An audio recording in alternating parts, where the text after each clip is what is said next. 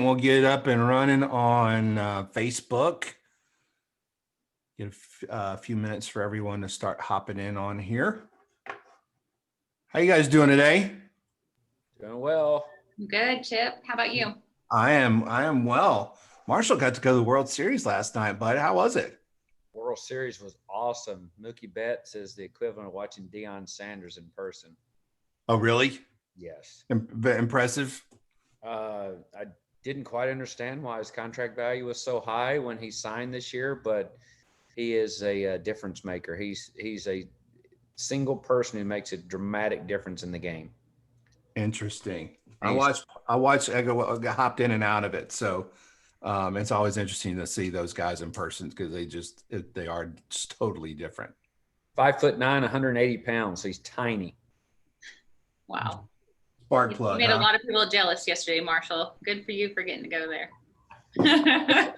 We do great work for our members, and sometimes they take care of us. Get perks, right? Yeah, absolutely. So a couple things before we hop in. Welcome everybody. Hopefully you're joining in either online with us on Zoom or over on Facebook Live. Got a couple things coming up over the next couple weeks I wanted to mention. First and foremost, Mr. Marshall Martin has a 90-minute webinar coming up tomorrow morning at 8 Central on building out and identifying your core customer. So be on the lookout for that.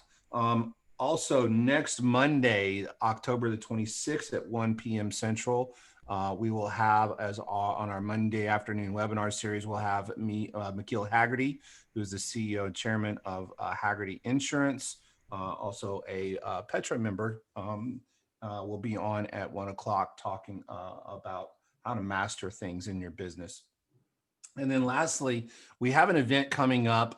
It's an outgrowth of the user conference we used to do in person at the annual, semi-annual Scaling Up Summit.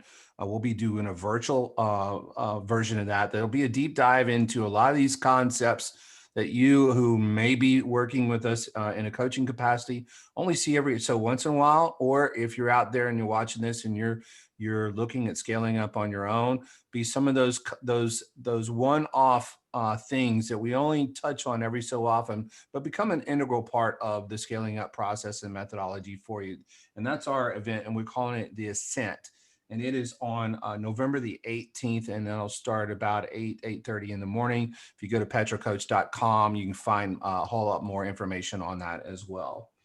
So welcome to Coach's Corner today. What we do is we've got Marshall Martin, who's a Petra certified coach. We've got Aaron Laney, who's an accountability coach. My name is Chip Gallant. I'm a Petra certified coach as well. And we're just going to kind of talk through some questions, some things we're hearing. If you have anything, we're monitoring the chat both on Zoom as well as on Facebook.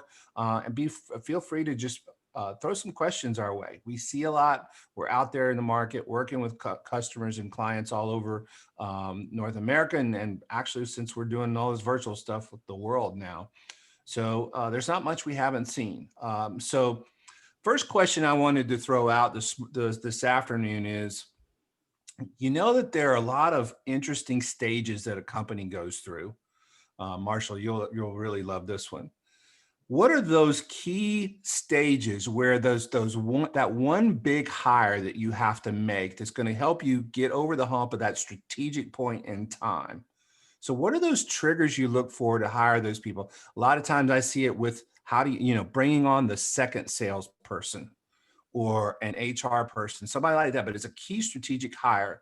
So what are those stages and what are those triggers that you see most often and what to look for? And then second part of the question is, how do you hedge your bet on making that right hire for that position? Marshall? Well, when you think about the stages of the business, if it is a business that's starting up from scratch, there's always that initial from zero to market validation, or you actually have a viable product and you're actually selling it and generating revenue. And then that usually gets you along. If you're thinking in regards of functional accountability, when you're in that $0 to $3 million range, if you were to look at a functional accountability chart, you'd see just either your name or just a handful of names on every function. You're doing HR, you're doing some accounting, you're doing sales, you're running operations. Then you get to that $5 million mark, and by then you've hopefully sophisticated your selling engine, if you will, and so you're bringing on that key sales hire. But the one that I wanted to talk about specifically is somewhere in that $8 to $10 million mark. Usually you've gone beyond, you've blown through QuickBooks, and you've blown through either sitting down at the dinner table and racking up receipts, or encouraging your spouse to help out, and you're having to formalize the financial function. And I think that's one of the key roles that basically gets you grounded. Chip, before I go deeper into that, I'm also going to say that leaders have different skill sets, and it's not a one size fits all. So you could be a leader with a strong financial skill set and not know much about sales. So sometimes, or it could be you have a product vision and you don't know a lot about business. So really, I think it's identifying where the gaps are, the things that you can't effectively do in a way that if you don't make a decision could disrupt the business or cause you some risk. So hedging your bets, intuition usually leads the way. You don't want to wait till you are having problems, and a lot of companies wait to have problems. I know it's kind of a long answer. The main thing is recognizing where you're not good or something you can't cover. Make sure that you're not causing the business harm. And then hedging your bets is literally, once you go all in and don't look back. Yeah. How about you? How would you cover that? I think the couple of things I look at it and you're so correct on the stages. You know, there are these kind of artificial thresholds based on revenue as you're looking at the entrepreneurial life cycle. So there's a threshold at $500,000, $1 million, 2.5, 5, maybe 7.5, 10. And for whatever reason, each of these moments in time are going to be points at which things have to change in one form or another. And as the leader, the first thing I coach around is, where are you going to get the best bang for your buck in getting capacity back for yourself? You can't divide yourself into two. So we have to look at that and be preemptive. And it's really healthy to look 6, 12, 18 months out at what you think that might look like, so that you are in tune with those keys or those triggers that are going to give you an idea that now's the time. So, and I think there are some key ones. CFO is definitely one of them. And every company, revenue is going to dictate different levels of different sophistication that you're going to need in that seat. One I'm dealing with right now with a couple of the members that I coach is the second salesperson. You know, you've got a founder or the CEO who's led that sales organization, and now we have to divide and conquer. And so bringing that second person on, I mentioned it earlier, HR, or maybe a chief operating officer, offloading the operations, the day-to-day to someone else is another key one. So just being mindful of that. And to your point, to piggyback on that, Marshall, about hedging your bets on getting the right person, is always be interviewing. Always have your bench ready. It's one thing that we preach a lot as coaches, and a lot of the folks just don't follow, and that is always be interviewing. Look to fill your bench. You just never know when the need's going to arise, because it's always a reaction in a lot of instances that people are hiring. And so you can be prepared and be better suited to take advantage of that if you have the bench in place. Chip, I do want to add something to that, because I don't want to mislead those that may be tuning in today or those that follow us along at Petra Coach. Our conversation was just geared towards scaling up a smaller company. Mm-hmm. We work with companies in excess of $1 billion. And in fact, the group of companies I work with will probably average out somewhere in the $50 to $75 million range. The same thing that we just spoke to in the startup and hitting those stages are also the things that repeat themselves along the way in companies that are going from 20 to 40 million, or 50 to 70, or 100 to 200 million. And what happens there is not so much that you don't have the role, but the needs for that role as the company. So, that the company is going through this high growth phase, what happens is either through not having someone who's scalable and capabilities, or not developing your people to pace the business, you get gaps in your business that in some kind you have to go out and hire from the outside. So I just want to make sure that we spoke to a smaller type company, but these same things are presenting themselves inside of larger companies as well. Oh, absolutely. Absolutely. Anything to add, Aaron? I agree with what you both said from a small business to a large business standpoint. You know, businesses go through life cycles. They have the seed and development, and then they have the startup and the growth and establishment. And we go to expansion and maturity and possible exit. You know, it's a process of a life cycle. So in there, we have to be able to duplicate. We can't just continue to do all the work. We have to be able to duplicate the hard work that we are doing and find people to be able to do that, whether that's internally or externally. And a lot of that does come through hiring. Like you said, Chip, just continuously hiring, you know, looking from a top grading standpoint. Hiring is a very strategic thing. It's not a hunch. It should never be a gut feeling. Yep. Yeah, there's a saying, and I can't remember, I have it up here on a sticky note on my wall, is every time you double, you're going to break half your people and half your processes. And it really, really holds true. And it doesn't matter if that's going from 1 to 2 million or 20 to 50. The same thing. They are different levels, different scale, but some of the people aren't going to make it with you, and some of the processes have to be revisited. So, cool. Thanks for that one.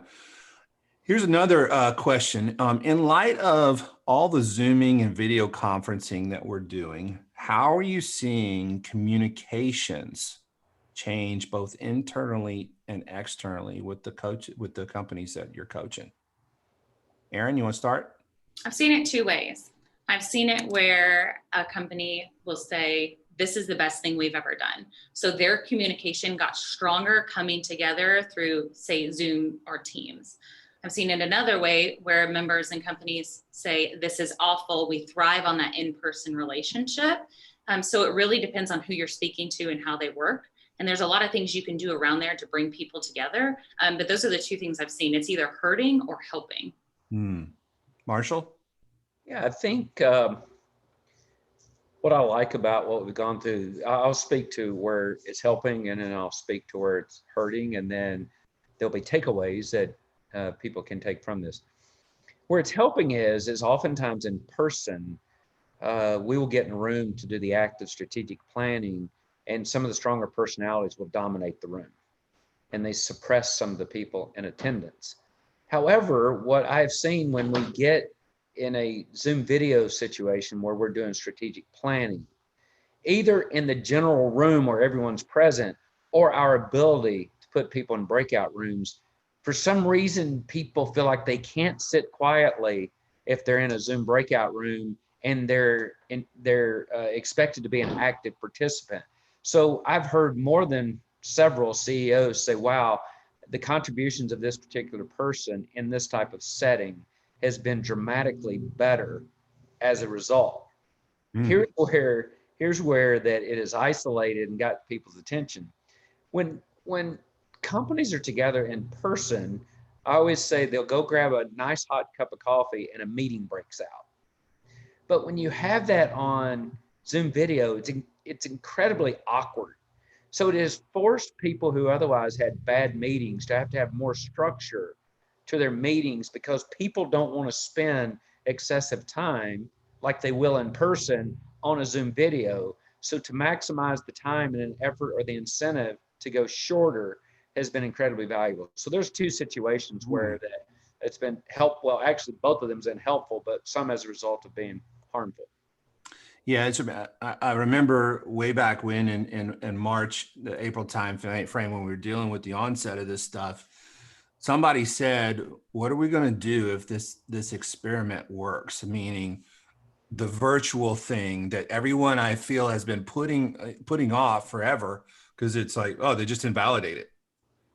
And then lo and behold, we find out there are productivity gains and content gains and discussion gains and so on and so forth. And there are some things that don't work. You know, finding a way to replicate that time in a meeting room up on the whiteboard, thinking out loud has been very tough to replicate as it relates to this kind of world. But other things I think have, to your point, Marshall, have made it stronger and more valuable in focusing on the meeting. I think where a lot of people are failing or could get some gains is in their external messaging, because when you speak to your team, it's a different tone. And I think things like charisma, that thing that people who are in TV and film and can work the camera, things like simple things like proper lighting and talking to your external audience takes a lot more effort than just showing up and like some people say, show up and throw up when it comes to talking to your team. So not making that jump, I think, is hurting some of the folks in the marketing side who are attempting to converse and communicate externally. So something to think about there. From an internal standpoint, Chip, as well, there have been people who have been allowed to or have found in themselves a voice to speak up through being in a situation like this, where they're more intimidated in a face-to-face setting, and they've allowed themselves to, get that confidence to have that hard adult conversation with a CEO or another team member in the room through Zoom, whereas they might have been a lot more reserved in the room. I've also noticed that as well. Yep. Different personalities come out in different situations, depending on the media, right? All right. Here's another one. So we're into fourth quarter. It's been an interesting year, and it's time to start planning for 2021. What are the big issues you're coaching your companies around for 2021, and how are the plans differing from what you initially thought they would be? Well, let's, this is my favorite time of the year as a coach because the annual reset of the one-page strategic plan allows us to do deep work in a way that's the gift that gives back to us for the next 4 planning quarters. And once that we make that aware to the members we work with about how valuable this time is, and let's talk a little bit about, you said, what does that look like and kind of how does that differ this year? Well, we certainly set our annual key initiatives, those 6 to 8 things that we believe we should work on over the next 12 months to move the business forward. Now, we also, what gets left behind often is this is a time to reset ourselves. And so when we go to set we talked about the scaling and are your people keeping up? We need to be mindful of not necessarily what the work needs to be that connects to the annual key initiatives on a business level, but what are we doing with our people on a growth level to keep them on track? Let's also not get caught up in that we're not necessarily talking about what do our people need on a growth level be connected to the annual key initiatives. I'm talking about just the person. What's different this year is the whole person needs to be addressed differently than in the last, as long as I can remember. Because I said this over and over, no one is 100% grounded on top dead center right now, meaning we're all a little out of our rhythm, some more so than others. So goes the person, so goes the business. And we have to take the time independent of the business to make sure that we're getting that whole person developed going into next year. If we take care of our people and get them grounded, there's nothing we can't do in business. But if we only start on business and what the business produces in regards to results, we'll leave some people behind that at the time the calendar turns will be 8.5 months into, or 9.5 months into a really odd year. So that's kind of my thoughts, Chip. No, I wholeheartedly agree with that, especially, and I'm going to follow up with a question that is going to dive into that a little bit deeper here in a second. And I think to piggyback on that, Marshall, the thing I know is always a bit of a stretch, and whether it's a company we're coaching that's new to the process, or even some that have been in it for a few years, coming around to this time in the annual reset, I know I spend more time really digging in and just getting them to answer the question, what do you want? Because so often people go into this time frame, this planning cycle for the coming year, and they start letting logic in get in the way of, well, what's possible? What is the market done? And like, no, just tell, what do you want? And when you can go out and really define that, then we can start having the conversations about how do we go achieve it. Because too often the annual discussion around that talks about the path of achievement to some undefined result. And if you can just flip that script, you'll be so much better off. And then, to Marshall's point, really, really deep dive into what your people need to be in order to go achieve that this year, more so than anything. Anything to add there, Aaron? 100%. Marshall nailed it on the head, especially as far as individual. You will only be as good for the business as you are within yourself. Mm-hmm. And that's for everybody. Yep, absolutely. And so to piggyback on that, when you think about it right now, fatigue has been a hot topic. When you're talking about coaching around the people you coach individually as well as the teams, how are you advising them today to combat the onset of fatigue that we're all dealing with? Aaron? We have to take time for ourselves to take a break. Whether it's, saying, hey, from 1 to 2 team, nobody's sending emails. Everyone step aside, save it for later. Do not send anybody an email during this time. We all need time to focus and to take away, from the screen, get up, go for a walk. There's different things we can do throughout the day to get away. And I think that's one of the biggest things, is just setting some boundaries and some expectations. And it's not that work can't get done, but you're just focusing on different things. And you're also allowing time for people to step away, because this can be very exhausting day in and day out. And we need time to get away from the screen and just focus on other things. Mm-hmm. Marshall? Yeah, so I'll share real experiences from today. Last night I was in Dallas. We talked about it. Last night I was in Dallas, and after the workday, we went to the World Series game. We got out, we laughed a lot. Yes, there was only 10,000 people in the park, but it just felt good just to be feeling a little bit of normal life. This morning, it's ironic. First call, I'm talking with the CEO. Said, hey, and he went through, personal high, really no personal highs, personal low, really no personal low, business high, really no business highs, low. I'm like, wait a second, what's going on here? And so I said, I noticed you're not riding your bike as much as you once were. Why is that? Well, it's getting dark or whatever. And I said, well, here's what we're going to do. We're going to get you buy you a virtual trainer that goes in your house. You're going to hook your bike to your virtual trainer in your house, and you're going to start riding. And also open up your calendar right now and need you to block 11 to 1 every day. Now, some people that may be watching are like, well, I can't do that. Yes, you can do that. And I said, you're sitting here, your business is highly productive. It's making good money. And you're telling me that two of the greatest things you'll ever do running a business, you get to hire whoever you want to work with, and you get to have a little bit of freedom to go do some fun stuff that you otherwise may not be able to do working for someone else. So we got that fixed and taken care of. The next call, I get on with the person.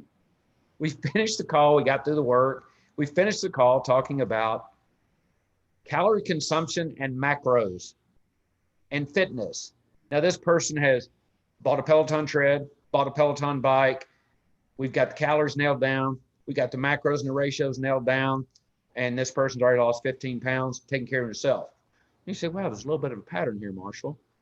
I work with a little less than 20 different companies. I went down the list the other day.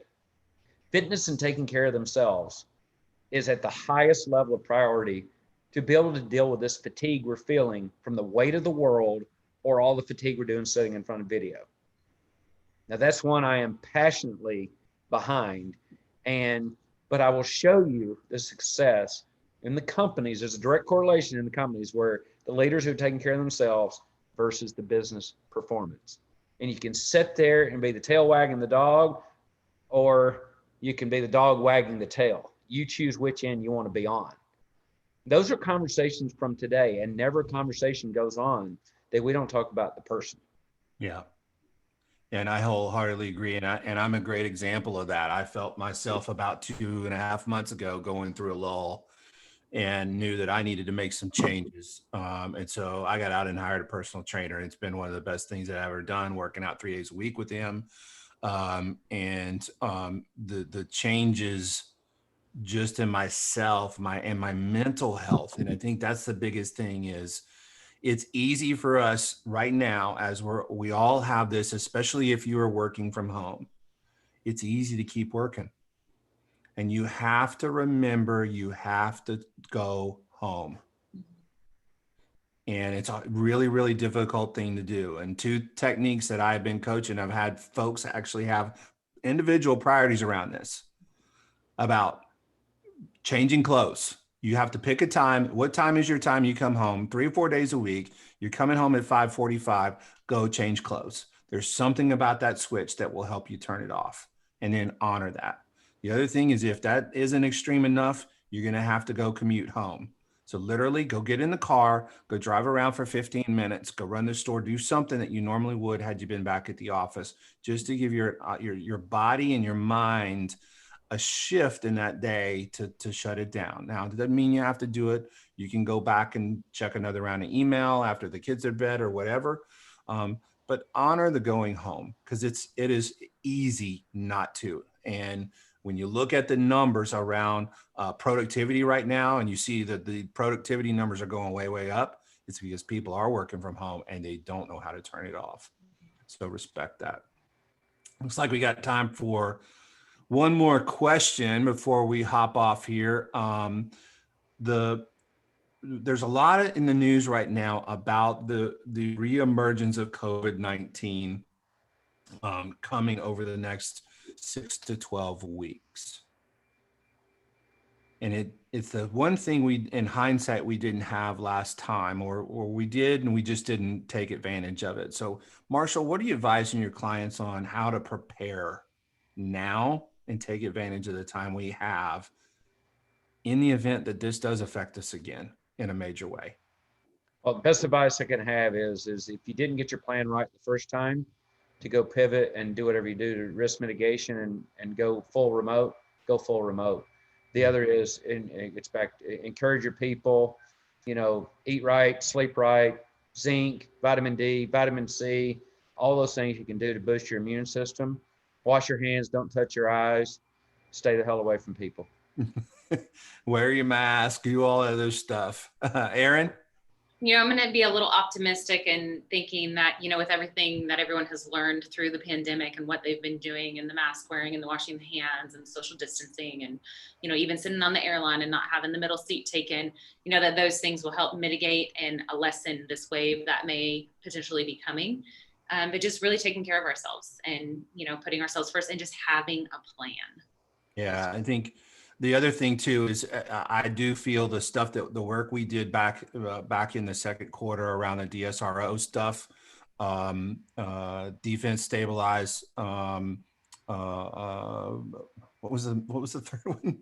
Reset and offense was around there, and then we had a checklist for that. If you need access to it, it's up on our COVID resources at petra2coach.com. Ask your coach about it. Send us an email.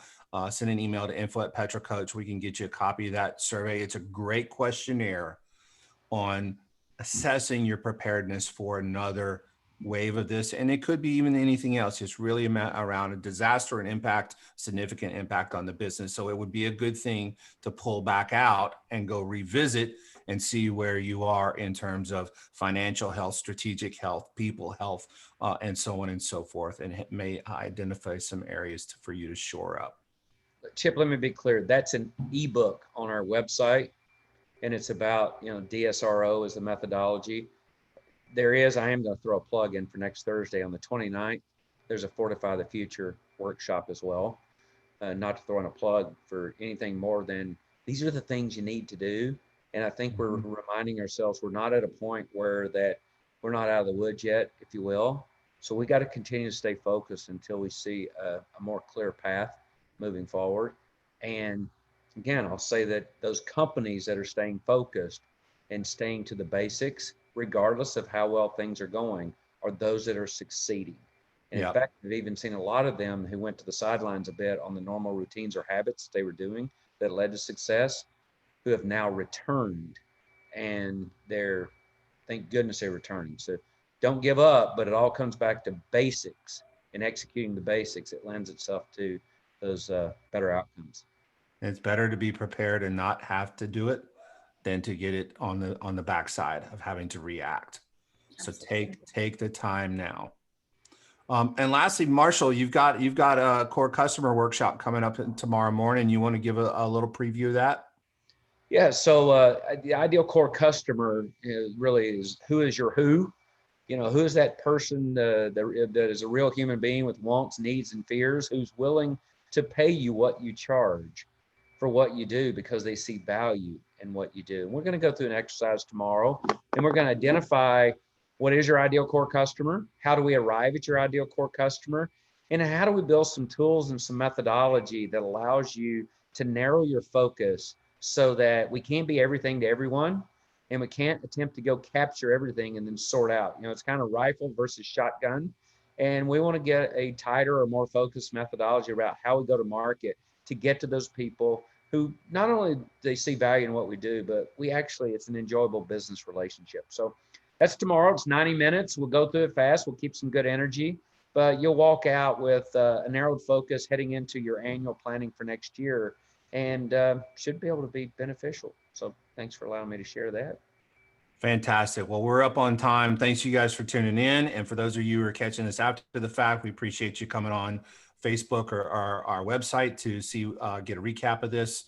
There'll be some notes that come out, but pay attention. We've got more of these that are coming, and we'll see you next time. All right. Thanks, gang. Thank you, Thanks, Aaron. guys. Bye, guys.